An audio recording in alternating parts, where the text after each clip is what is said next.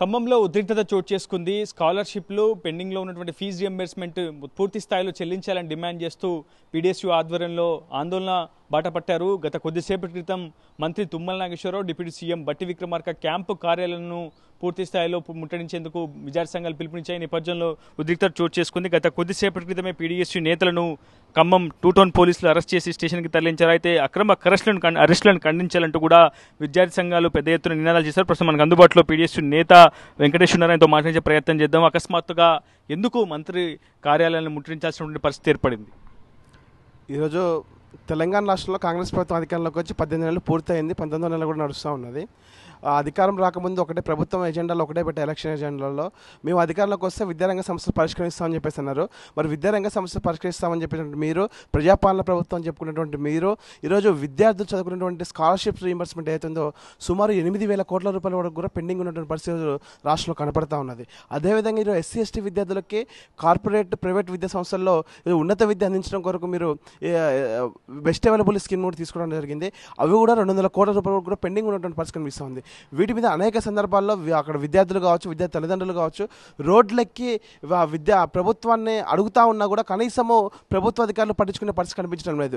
ఇదే విషయం గతంలో కూడా మినిస్టర్ని కలవడం జరిగింది. వారు కూడా మాకు చెప్తా ఉన్నారు, తెలంగాణ ప్రభుత్వము బడ్జెట్ లేదని చెప్పేసి అప్పులు పాలైందని చెప్పేసి అంటూ ఉన్నారు. మరి అప్పులు పాలైన తెలంగాణలో, అప్పులు అయినటువంటి తెలంగాణ రాష్ట్రంలో ఈరోజు మీరు మిస్ ఇండియా కాంపిటీషన్ ఎందుకు చెప్తా ఉన్నారు?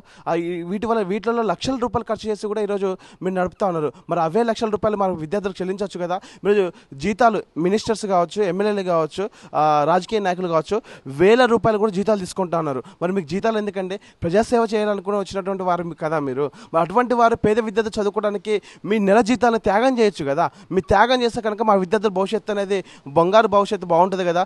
తెలంగాణలో యువత విద్యార్థులు విద్యను అందితే కనుక వారు రాష్ట్రంలో ఇతర రాష్ట్రాలతో కావచ్చు, ప్రపంచంతో కావచ్చు పోటీ పడే అవకాశం కూడా ఉంటుంది కదా. మరి అటువైపుగా మీరు ఎందుకు ఆలోచన చేయట్లేదు? కాబట్టి మేము ప్రభుత్వాన్ని ఒకటే కోరుతాను, ఈరోజు ఖమ్మం జిల్లాలో ఉన్నటువంటి 3 మినిస్టర్స్ ఎవరైతే ఉన్నారో కనీసము ఈ జిల్లా వ్యాప్తంగా ఉన్నటువంటి ప్రైవేట్ ఫీజుల దోపిడీ మీద కనీసము ప్రశ్నించే పరిస్థితి కనిపించడం లేదు. గతంలో డిప్యూటీ సీఎం బట్టి విక్రమార్కను ప్రైవేట్ కాలేజ్ లెక్చరర్స్ అసోసియేషన్ కావచ్చు, ఇతరత్ర యాజమాన్యాలు అన్నీ కూడా కలిశాయి. ఖచ్చితంగా విడతల వారిగా ఫీజు రియంబర్స్మెంట్ బకాయిలన్నీ కూడా చెల్లిస్తామని చెప్పి డిప్యూటీ సీఎం బట్టి విక్రమార్క కూడా ఆయా యాజమాన్యాలకు అసోసియేషన్ కూడా హామీ ఇచ్చారు. కానీ ఆ తర్వాత ఏం జరిగింది? ఇప్పటివరకు ఫీజు రియంబర్స్మెంట్ బకాయిలు చెల్లించలేదా? అది గతం నుంచి వాళ్ళు అనేక సందర్భాల్లో యజమానులే కాదు విద్యార్థి సంఘాలుగా మేము అనేక సార్లు కలిసాము. ఈరోజు మీరు చూడండి, ఈరోజు ఖమ్మం జిల్లాకి మినిస్టర్లు వస్తున్నారంటే వెంటనే మమ్మల్ని అరెస్ట్ చేస్తున్నారు, స్టేషన్ తీసుకెళ్తా ఉన్నారు. మేము ఎందుకు స్టేషన్ తీసుకెళ్ళాలి? మేము ఏం అడుగుతున్నాము? మా పేద విద్యార్థులు రీయింబర్స్మెంట్ ఇవ్వాలని చెప్పి అడుగుతా ఉన్నాము. అడిగినప్పటికి కూడా కనీసం ఇస్తా అంటున్నారు, కనీసం ఇవ్వట్లేదు. ఏం చేస్తూ ఉన్నారు? పేపర్ ప్రకటనలకి కావాలంటే మీడియా సమక్షంలో అధికారులను కలిసినప్పుడు కావచ్చు, ఏదైనా మెమోరాండం ఇచ్చినప్పుడు కావచ్చు, మేము చెల్లిస్తామని చెప్పేసి అంటా ఉన్నారు. చెల్లించడం అంటే ఎప్పుడు చెల్లిస్తారు? టోకెన్లు వచ్చి ఉన్నాయి. ఇప్పుడు 4 సంవత్సరాలుగా చూసుకుంటే ఇన్ని కోట్ల రూపాయలు అప్పుగా ఉన్నది. మరి వీటి చెల్లించి మీరు భవిష్యత్తు ఏంటనేది మీకు అర్థం కావట్లేదా? ఇటు విద్యార్థులు చాలామంది ఉన్నత విద్య ఈరోజు ఎల్ఎల్బి కావచ్చు, ఎల్ఎల్ఎం కావచ్చు, పీజీ సెట్ కావచ్చు, ఎంసెట్ కావచ్చు, ఇవన్నీ కూడా రాసి ఉన్నారు. వీళ్ళందరూ విద్యార్థులు ఈరోజు రీయింబర్స్మెంట్ మీద ఆధారపడి చదువుకున్నటువంటి విద్యార్థులు, అటు కాంపిటేటివ్ గ్రూప్ 1, గ్రూప్ 2 దాంట్లో క్వాలిఫై అయినటువంటి వాళ్ళు కావచ్చు.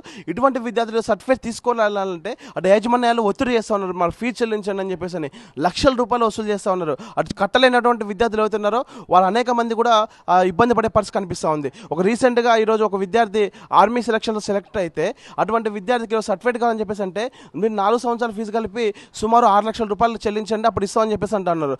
పేద విద్యార్థి రీయింబర్స్మెంట్ మీద ఆధారపడేటువంటి విద్యార్థి 6 లక్షల రూపాయల నుంచి ఎట్లా చెల్లిస్తాడు?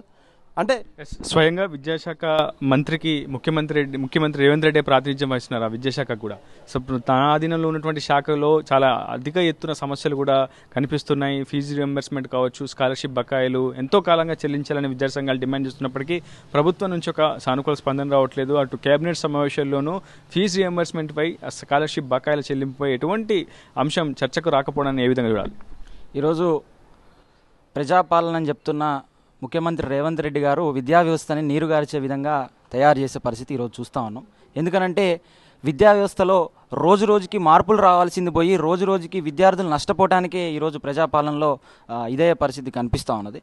రియంబర్స్మెంట్ రాక అదేవిధంగా స్కాలర్షిప్లు విడుదల కాక ఈరోజు విద్యార్థులు అవస్థలు పడుతూ ఉన్నారు. రోజు రోజుకి డిగ్రీ కాలేజీలు ఎత్తేసే ప్రయత్నాలు విచ్చలవిడిగా జరిగిపోతా ఉన్నాయి. వాళ్ళకి డబ్బులు రాక వాళ్ళు ఇబ్బందులలో పడి విద్యార్థుల్ని ఇబ్బంది పెట్టే పరిస్థితి చూస్తూ ఉన్నాం. టోకెన్లు వచ్చున్నాయి, టోకెన్లు కూడా ఇప్పటిదాకా ఇవ్వట్లేదు. గత 4 సంవత్సరాల నుంచి టోకెన్లు వాళ్ళ దగ్గరకు వచ్చి పెట్టుకొని ఉన్నారు. వాళ్ళు ఇవ్వకపోవడం వల్ల విద్యార్థులు ఇబ్బంది పడుతూ ఉన్నారు. విద్యార్థులు డిగ్రీ కంప్లీట్ చేసుకో లేదంటే ఇంటర్మీడియట్ కంప్లీట్ చేసుకో సర్టిఫికేట్లు తెచ్చుకుందాం కాలేజీలు పోతే మీరు ఫీజులు చెల్లించలేదు, గవర్నమెంట్ మాకు రియంబర్స్మెంట్ ఇవ్వలేదు, మీ డబ్బులు కడితేనే మేము ఇస్తామనే రకంగా యాజమాన్యాలు చెప్తున్నారు. ఇది కేవలం విద్యార్థులు చాలా రకంగా ఇబ్బంది పడుతూ ఉన్నారు. కాబట్టి ప్రభుత్వం మాట చిత్తశుద్ధి లేదు విద్యార్థుల పట్ల.